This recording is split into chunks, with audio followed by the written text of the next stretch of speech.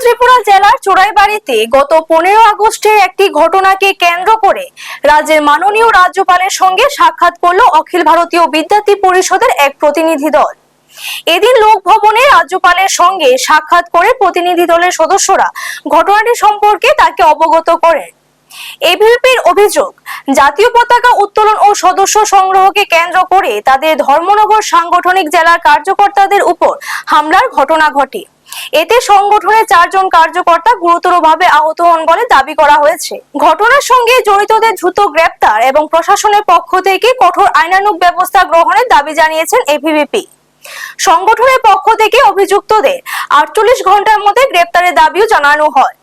প্রতিনিধি দলে উপস্থিত ছিলেন এবিভিপি ত্রিপুরা প্রদেশের রাজ্য সম্পাদক রবিশঙ্কর হালদার, রাজ্য সহ সম্পাদক অর্জুন ত্রিপুরা, আগরতলা বিভাগ সংযোজিকা তানিয়া সাহা, ত্রিপুরা প্রদেশ জনজাতি সংযোজক রোহিত দেববর্মা সহ সংগঠনের অন্যান্য প্রমুখ কার্যকর্তারা। ব্যুরো রিপোর্ট, নিউজ তৎকাল 24।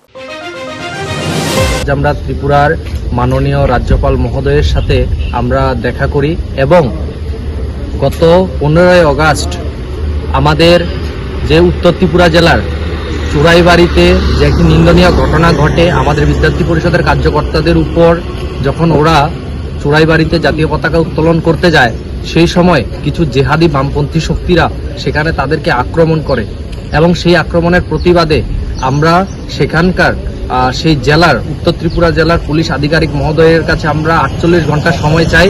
সেই সময়ের মধ্যে যেন আমাদের কার্যকর্তাদের উপর আক্রমণকারী যে দুষ্কৃতীরা আছে তাদের অতি সত্ত্বর তাদের গ্রেপ্তার করতে হবে, কিন্তু এর মধ্যে মাত্র 2 জনকে গ্রেপ্তার করা হয়েছে। তাই আমরা আজ গভর্নর স্যারের সাথে দেখা করি, মাননীয় রাজ্যপাল মহোদয়ের সাথে আমরা বিভিন্ন বিষয় নিয়েও কথা বলি যেন অতি সত্ত্বর তাদের গ্রেপ্তার করা হয়। এবং ত্রিপুরাতে এই বিষয় নিয়ে আমরা বিদ্যার্থী পরিষদ প্রত্যেকটি জায়গায় আমরা চর্চা করছি এবং যতদিন না পর্যন্ত আমাদের কার্যকর্তারা সঠিক সুষ্ঠু তদন্ত এবং বিচার পাচ্ছে ততদিন বিদ্যার্থী পরিষদ আন্দোলন করবে।